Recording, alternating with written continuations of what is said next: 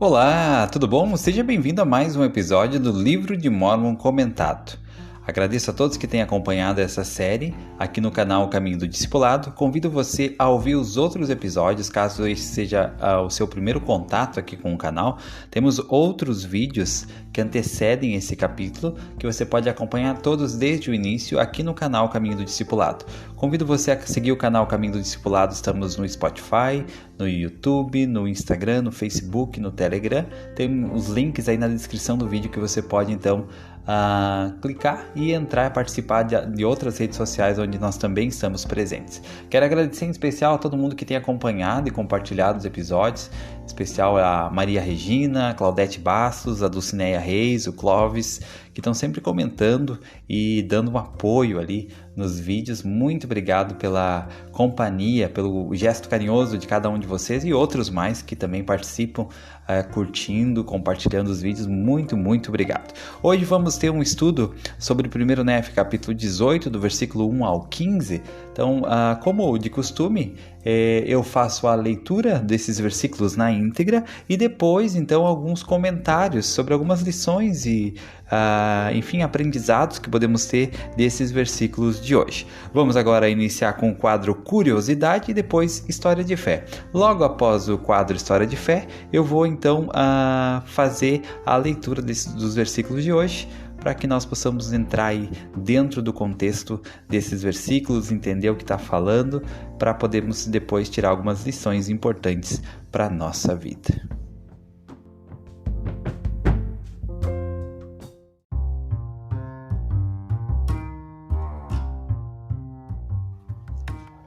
Curiosidade.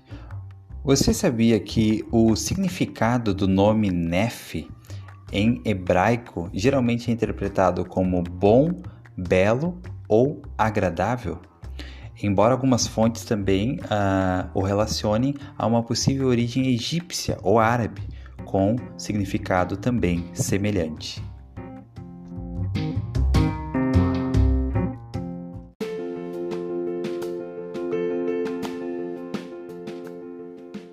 História de Fé. Essa história foi contada pelo elder Stephen A. Snow, dos 70, na Conferência Geral de outubro de 2001, e diz o seguinte: tendo sido criados no sul de Utah, alguns de nós procurávamos emprego nos muitos postos de gasolina localizados na Estrada 91, no trecho em que ela atravessava o centro da cidade de St. George.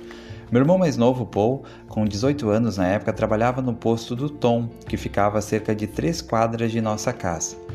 Num dia de verão, um carro com placa de Nova York parou no posto e o motorista pediu para encher o tanque. Para os que têm menos de 30 anos, naquela época, um frentista vinha realmente encher o tanque, lavar os vidros do carro e verificar o óleo. Enquanto Paul lavava o para-brisa, o motorista perguntou qual era a distância até o Grand Canyon. Paul respondeu que era cerca de 270 quilômetros. Esperei a vida toda para ver o Grand Canyon, o homem exclamou. Como são as coisas lá? Não sei, respondeu Paul, eu nunca estive lá. Você está dizendo que mora a 2h30 de uma das 7 maravilhas do mundo e nunca esteve lá? Exclamou o homem. Isso mesmo, respondeu Paul. Depois de um momento, o homem comentou: bem, dá para entender. Minha esposa e eu moramos em Manhattan há mais de 20 anos e nunca fomos à Estátua da Liberdade. Eu já fui lá, disse Paul. Não é irônico que sempre viajamos muitos quilômetros para ver as maravilhas da natureza ou as criações do homem, mas ainda assim ignoremos a beleza que está em nosso próprio quintal? Faz parte da natureza humana procurar felicidade longe de onde estamos. A busca de perspectivas profissionais, de riqueza, de recompensas materiais pode distorcer nossa perspectiva das coisas e frequentemente nos leva a uma falta de gratidão pelas generosas bênçãos que temos neste momento.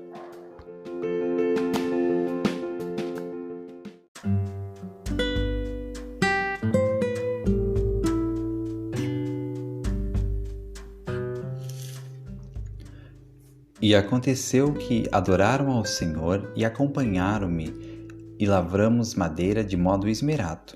E o Senhor mostrou-me de tempos em tempos de que maneira eu deveria trabalhar as madeiras do navio. Ora, Eu, Nefe, não trabalhei a madeira pelo método que os homens conheciam, nem construí o navio pelo método dos homens, mas construí-o pelo método que o Senhor me havia mostrado. Não foi, portanto, igual ao dos homens. E eu, Nefe, ia frequentemente à montanha e orava frequentemente ao Senhor, e por isso o Senhor me mostrou grandes coisas. E aconteceu que depois de haver terminado o navio de acordo com a palavra do Senhor, meus irmãos viram que estava bom e que o trabalho fora muito bem executado. Tornaram a humilhar-se, portanto, diante do Senhor. E aconteceu que meu pai ouviu a voz do Senhor, ordenando que nos levantássemos e entrássemos no navio.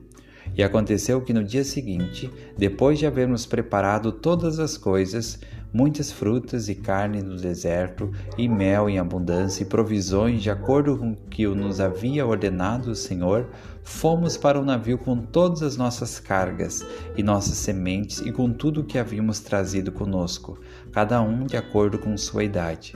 Portanto, entramos todos no navio, com nossas mulheres e nossos filhos. Ora, meu pai havia gerado 2 filhos no deserto. O mais velho chamava-se Jacó e o mais novo, José.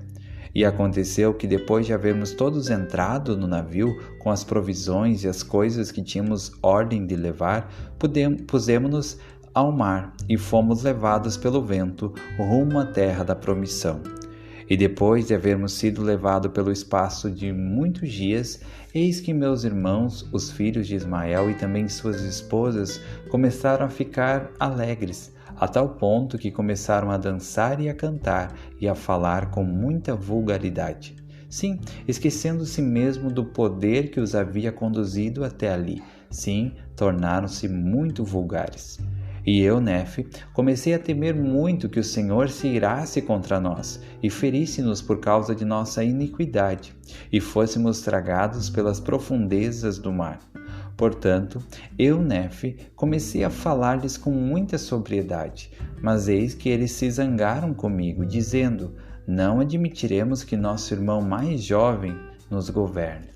E aconteceu que Lamã e Lemuel me seguraram e ataram-me com cordas e trataram-me rudemente. Não obstante, o Senhor permitiu, a fim de mostrar seu poder, até que se cumprisse as palavras que dissera sobre os iníquos.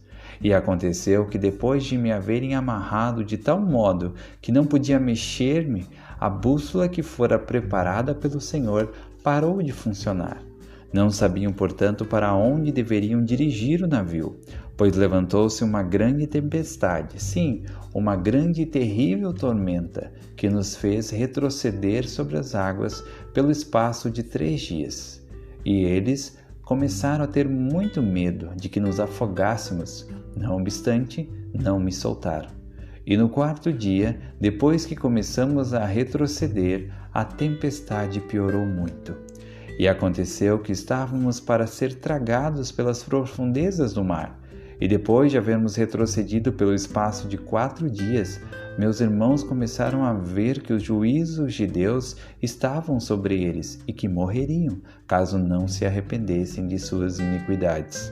Foram, portanto, ter comigo e soltaram-me as cordas dos pulsos, e eis que estavam inchados, e também meus tornozelos estavam muito inchados e doloridos.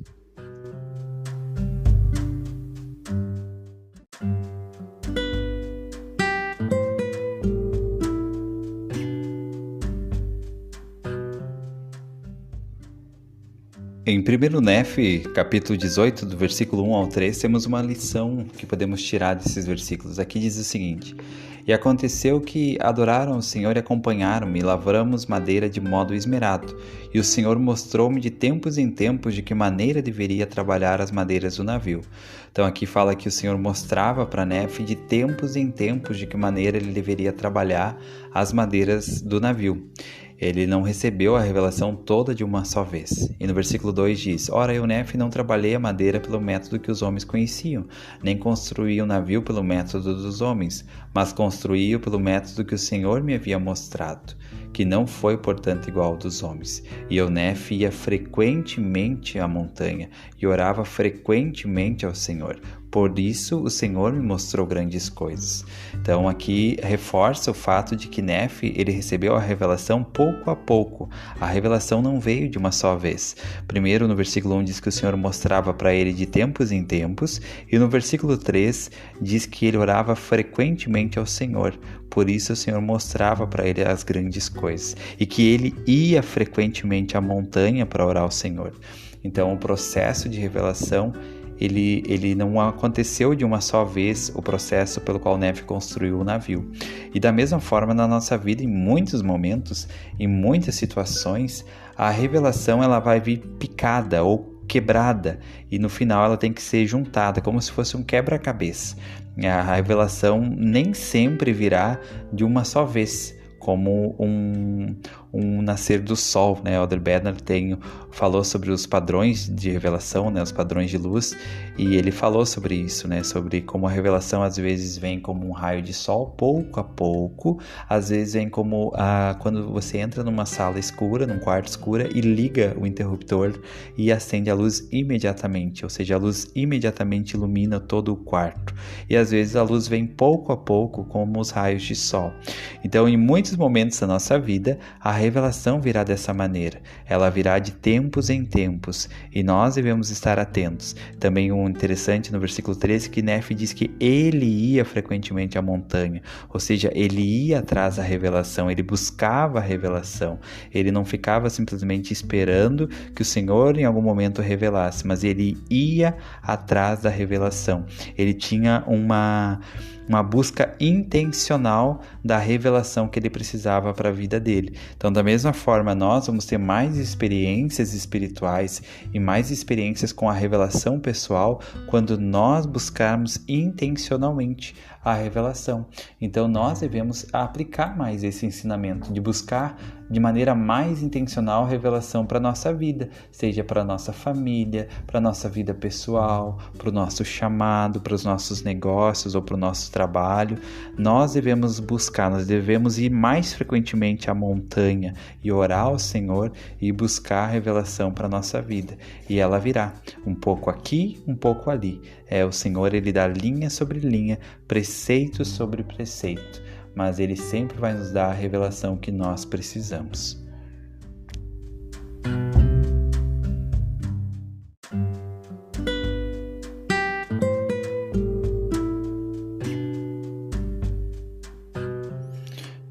Agora tem uma lição valiosa em 1 Nefe 18, nos versículos 5 ao 6 e depois versículo 8. Então aqui no versículo 5 e 6 diz assim: E aconteceu que meu pai ouviu a voz do Senhor ordenando que levantássemos e entrássemos no navio. Então aqui eles estavam na terra de abundância, e o Senhor pediu para que eles saíssem dali, pegassem o navio. E aconteceu que no dia seguinte, depois de havermos preparado todas as coisas, e muitas frutas, e carne do deserto, e mel, e abundância, e provisões, de acordo com o que nos havia ordenado o Senhor, fomos para o navio, com todas as nossas cargas e nossas sementes, e com tudo o que havíamos trazido conosco, cada um de acordo com sua idade. Portanto, entramos todos no navio. E no versículo 8 diz: E aconteceu que depois de havermos todos entrado no navio com as provisões e as coisas que tínhamos ordem de levar, pusemos-nos ao mar e fomos levados pelo vento rumo à terra da promissão. Então, aqui Nefe e sua família, eles estavam na terra de abundância. E aqui o Senhor pediu para que eles fossem para a terra da promissão. Muitas vezes vamos ter momentos confortáveis em nossa vida, em que vamos estar vivendo na terra de abundância, com muita abundância de tudo que precisamos. Mas talvez vamos perceber que o Senhor não quer que nós permanecemos na terra de abundância, que não é ali o nosso destino final. O nosso destino final é algo maior, é a terra da promissão. Então a família de Leí, aqui eles estavam na terra de abundância. Talvez isso signifique a zona de conforto. Muitas vezes a zona de conforto que você tem que sair para aceitar um chamado, a zona de conforto que você tem que sair para se tornar um pai ou mãe melhor, a zona de conforto que você tem que sair para encabeçar a sua vida de casado, aceitar que você casou e que agora você tem responsabilidades com seu cônjuge, com sua esposa, com seu esposo. Talvez essa sair da terra de abundância significa deixar a zona de conforto. Quando um casal decide ter um filho, isso é sair da terra de abundância muitas vezes, é aceitar ir em direção à terra da promissão. E aqui, como ele falou no versículo 8, né, que eles foram levados pelo vento rumo à terra da promissão. Então, quando nós nos pusemos em aceitar que o Senhor nos guie, Ele vai nos guiar, vai nos levar pelos ventos rumo à terra da promissão. Então, esse ensinamento já me fez refletir muito na minha vida, até na minha vida profissional. Eu lembro que uma vez eu estava num trabalho que ele era muito bom, ele era muito confortável, mas eu sentia que não era ali que eu deveria ficar para sempre, que eu deveria buscar algo ainda melhor. Eu estava em algo estável, algo muito bom, seguro, que não ia ser mandado embora, eu era um concursado e estava tudo bem, mas eu sentia que eu deveria buscar algo melhor, algo maior. E foi isso que eu procurei fazer. Então eu estava numa terra de abundância, tinha muito leite, mel, tinha tudo que precisava, mas eu sabia que eu poderia sim ter algo ainda maior, que seria a minha terra da promissão. Então, muitos momentos da nossa vida nós vamos estar nessa zona de conforto, nessa terra de abundância, mas devemos saber que o Senhor deseja que nós possamos ir além disso. O Senhor tem algo maior para cada um de nós do que a terra de abundância. Ele tem para cada um de nós a nossa própria terra da promissão. Nós não fomos enviados à terra, a esse mundo, para vivermos simplesmente na terra de abundância ou para buscarmos e chegarmos na terra de abundância. Mas o Senhor deseja algo maior para cada um de nós. Deseja que possamos chegar além da terra de abundância, chegar na terra da promissão, que é algo que Ele tem preparado individualmente para cada um de nós. Então essa lição para mim é muito especial. E volta e meia eu vejo que eu preciso refletir na minha vida. Será que essa situação não está uma situação tão cômoda que ela pode estar causando a minha falta de crescimento espiritual ou pessoal? Muitas vezes, quando a situação fica muito, muito cômoda, nós devemos avaliar: será que eu não estou muito tempo na terra de abundância e devo buscar mais a terra da promissão? E eu não estou dizendo que as coisas têm que ser difíceis para serem corretas, ou que se as coisas não estão ruins ou difíceis, está errado a nossa vida. Não é isso. Mas o fato é que, às vezes, existe um perigo em nós ficarmos apenas buscando a zona de conforto, apenas a zona de conforto. Eu só faço aquilo que é confortável, eu só fico onde é confortável, eu só aceito o que é confortável. O que passou da zona de conforto, eu não aceito, eu não busco. E na verdade, o crescimento ele só existe fora da zona de conforto. Então, o crescimento só existe fora da terra de abundância, em direção à terra da promissão, que existe o crescimento real, o crescimento verdadeiro que Deus tem planejado para cada um de nós em nossas vidas. Então, para que nós possamos cumprir as bênçãos prometidas pelo Senhor, precisamos buscar a terra de abundância, a terra da promissão, e não nos contentar em viver na terra de abundância. Foi aquele discurso muito conhecido do Elder Godoy, né, que Deus tem um plano para nós. Ele fala sobre isso, como que ele estava em um momento da vida dele, que ele estava na terra de abundância. Ele tinha tudo que ele precisava, ele já estava se sentindo realizado, e um amigo dele fez aquele questionamento para ele, né? Se você continuar vivendo como está vivendo, as bênçãos prometidas em sua bênção patriarcal vão se cumprir? Então, naquele momento, ele percebeu que ele deveria deixar a terra de abundância e buscar uma terra da promissão, que Deus tinha algo maior para ele, algo a mais para ele. E da mesma forma, isso vai se aplicar dentro dos contextos de cada um, para cada um de nós, para mim e para você, né? O Senhor não quer que nós apenas nos contentemos com uma terra de abundância. Ele tem para cada um de nós, para você, para mim, uma terra da promissão preparada e abençoada para cada um de nós.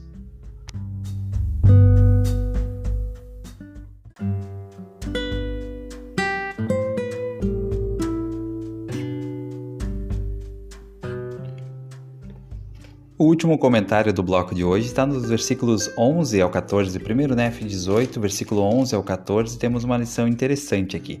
Começando no versículo 11 diz: E aconteceu que Lamã e Lemuel me seguraram e ataram-me com cordas e trataram-me rudemente. Não obstante, o Senhor permitiu a fim de mostrar seu poder, até que se cumprissem as palavras que disse sobre os iníquos.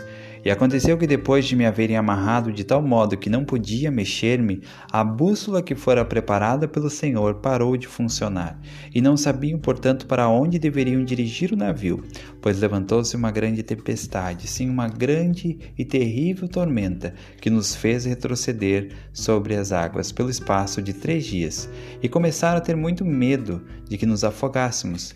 Não obstante, não me soltaram. E no 4º dia, depois que começamos a retroceder, a tempestade piorou muito.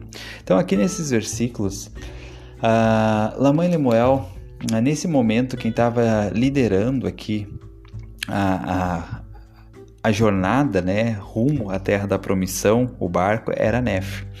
Então, ele que estava liderando essa jornada. E Lamã e Lemuel entraram em desacordo, inclusive trataram ele rudemente, prenderam ele, amarraram ele, né? E quando eles fizeram isso, a bússola parou de funcionar. E eles já não sabiam mais para que direção ir. Imagina no meio do mar, tudo mar, todos os lados, a mesma coisa, não enxerga nada além do mar. E você não saber em que direção seguir. Então a bússola parou de funcionar. E além disso, para piorar a situação, levantou uma grande tempestade, uma tormenta, que fez com que o navio começasse a retroceder. Eles retrocederam o que eles tinham andado. E eles retrocederam pelo espaço de 3 dias. Qual é a lição que eu gostaria de tirar aqui? Nef era o líder do barco. Lamã e Lemuel não estavam alinhados com Nef, que era o líder.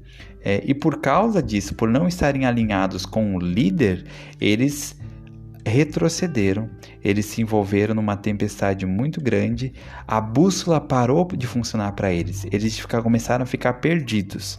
Então, algo que é muito interessante é a importância de nós estarmos alinhados com os líderes. Nef era o líder do navio nesse momento. Ele era o líder, o capitão que estava levando o barco, sob a orientação do Senhor. E Lamã e Lemuel entraram em desacordo com Nef, não concordaram com Nef, prenderam Nef, trataram Nef de modo rude. E o que aconteceu? Perderam a orientação. A bússola parou de funcionar. Não sabiam mais para onde ir. Começaram a retroceder e se levantou uma grande tempestade. Então, da mesma forma, se nós não estivermos alinhados com nossos líderes, se nós começarmos a achar problemas, as falhas e dificuldades dos nossos líderes, a mesma coisa vai acontecer com cada um de nós. Vamos perder a orientação, a bússola vai parar de funcionar, as tempestades vão se levantar e vamos começar a retroceder. Aquilo que nós andamos para frente, nós vamos retroceder para trás enquanto estivermos desalinhados com nossos líderes. Aqui fala que depois que eles aceitaram, foram até Nef, soltaram ele, pediram desculpa, então a bússola voltou a funcionar e eles começaram a tomar de novo o rumo à Terra da Promissão. Então, da mesma forma, cada um de nós precisamos estar alinhados com os nossos líderes. É muito importante e é algo desafiador, porque os líderes, eles são imperfeitos. Eles têm suas falhas, eles têm seus erros, né? Que muitas vezes, na maioria das vezes, na verdade, é com um desejo de fazer o que é certo, mas são seres humanos. E, de fato, em qualquer pessoa nós podemos achar defeitos. Uma pergunta, será que em Jesus Cristo era possível encontrar defeito em Jesus Cristo? Será que era possível achar defeito em Jesus Cristo? Olha, eu acho difícil, mas nós vemos que era possível, porque vários criticavam ele. Quando ele ia falar com certas pessoas da sociedade que não era comum falar, ele era criticado, ou seja, as pessoas que criticavam viam defeito nele. Então, até mesmo em Jesus Cristo era possível achar defeito. Será que não vai ser possível achar defeito em um líder? Em um homem? E eu não estou falando que Jesus Cristo tinha defeito, mas entende que o defeito está muito mais em quem percebe ele do que em quem está sendo acusado. Os fariseus percebiam defeito em Jesus Cristo, eles enxergavam defeito em Jesus Cristo, eles viam defeito em Jesus Cristo. Jesus Cristo tinha defeito? Não. Não tinha. O defeito, ele está muito mais em quem acusa o defeito do que em quem está sendo acusado. Muito mais, depende mais dos olhos de quem vê do que quem está sendo acusado. Então, a prova disso é essa analogia, que até mesmo em Jesus Cristo, algumas pessoas encontraram defeito, viram defeito nele. Ele tinha defeitos? Não tinha defeito, mas os olhos deles estavam voltados para procurar defeito, para encontrar defeito, inclusive no Salvador. E o que aconteceu? Eles conseguiam encontrar defeito. Então imagine nós, se os nossos olhos estiverem voltados para encontrar, para ver, para perceber os defeitos dos nossos líderes, rapidamente, muito rapidamente, nós vamos conseguir ver os defeitos dos nossos líderes, encontrar falhas, encontrar defeitos que talvez nem são reais, como esse que os fariseus viam em Jesus Cristo. Não eram defeitos reais, eram coisas que eles inventavam pelo modo como eles viam o mundo, como eles queriam ver Jesus Cristo, eles viam defeito. Então não quer dizer que ele tinha. Então, da mesma forma, se nós quisermos ver defeito, né, em nossos líderes, nós vamos ver, nós vamos enxergar. E se nós começar a ver e ir por esse caminho de enxergar os defeitos dos nossos líderes, é o caminho de Lamã e Lemuel nesses versículos 11, 12, 13 e 14. Eles começaram a criticar Nefe, prenderam Nefe, e o que aconteceu? A bússola parou de funcionar, ou seja, eles perderam a direção.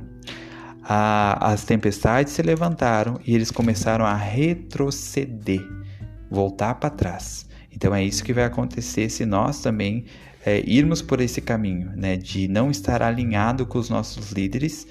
Nós vamos ter essas consequências também na nossa jornada rumo à nossa própria terra da promissão.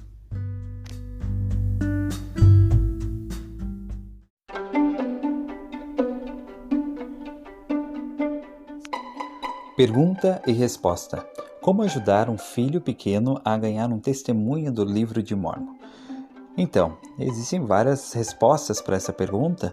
Eu vou falar um pouco do que eu penso e até de algumas coisas que eu apliquei com os meus filhos. Eu tenho 3 filhos pequenos, né? Hoje eles já estão maiores um pouquinho, mas quando eles eram pequenos também tinha mais essa preocupação de como ajudar eles. O primeiro ponto é que a família possa, né, independente da família ser pai e mãe, ou só pai e filho, às vezes é os avós com a criança, né, que educam e formam a família da criança. Independente do formato familiar, é importante sempre que possível que a família tenha um estudo das escrituras em família, do livro de Mórmon em especial. Também outro ponto importante é que a criança possa ver os pais, os adultos, lendo o livro de Mórmon. Isso vai exercer uma grande influência sobre ela. As crianças, elas tendem a copiar aquilo que elas veem os pais fazendo. Então, se elas veem que a mãe, o pai está sempre dedicando um tempo para estudar o livro de Mórmon, isso vai ajudar elas, né? Nem que talvez você tenha que adquirir um livro físico só para o filho ver você estudando o livro de Mórmon fisicamente. Que muitas vezes a gente estuda no celular, mas o filho pode achar que a gente está ali só nas redes sociais, né, e não está realmente lendo. É importante que ele veja, né, que você está estudando o livro de Mórmon, está estudando as escrituras. E ao ver isso, a tendência é que ele vai querer copiar o pai e a mãe e vai começar a estudar. Então, junto com o estudo familiar e ele vendo você fazendo isso individualmente, ele vai com o tempo também ter o desejo de ler o livro de Mórmon, de estudar o livro de Mórmon e assim dessa forma ter o seu próprio testemunho sobre as escrituras.